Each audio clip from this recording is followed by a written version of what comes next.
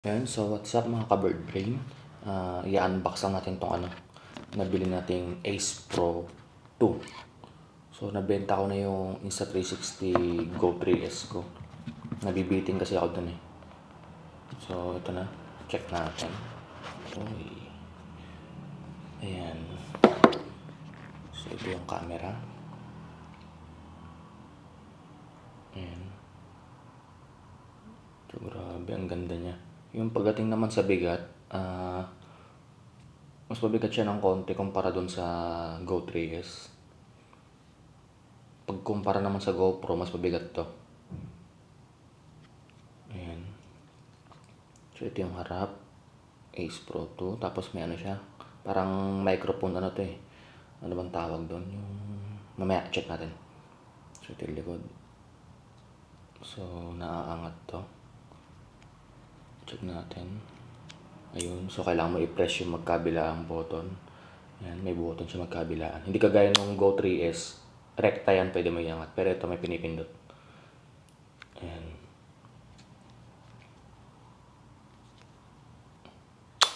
Okay, so check naman natin yung ito, may extra battery. Yung nabili ko kasi is bundle ng dual battery lang. Hindi ako bumili ng mga ibang bundle nila. Ayan, dual battery lang kailangan ko. So ito yung isa. Yung isa yata nakasalpak na kasi medyo mabigat siya. So baka nandito na yun. Papaba. Ito yung saksakan ng USB Type-C tsaka micro SD. Hindi kagaya ni Go 3S. Si Go 3S built-in yung niya, memory. Wala siyang external.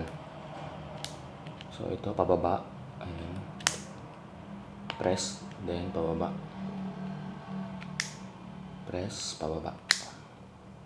Ayan, ito yung battery niya nandito isa.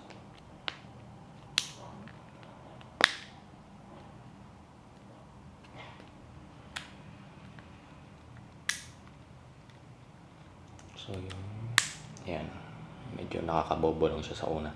Siyempre, kapa-kapa. Ito yung lens. Alam ko natatanggal to eh.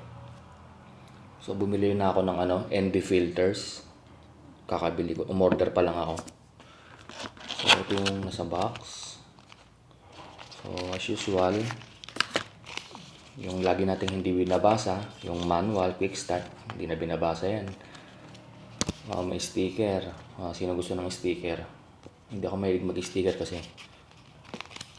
Ace Pro 2. So ito yung manual na hindi natin binabasa at saka mga guidelines. Okay, nandito rin yung warranty card. So ito yung pinaka-useless na papel sa buong mundo. Pero pilit pa rin nilang ginagawa. Siyempre, yun, standard.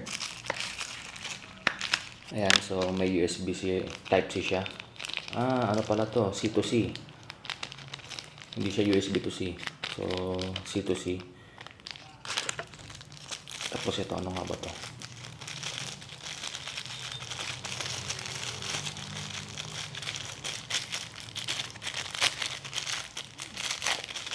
Sirain na natin to guys.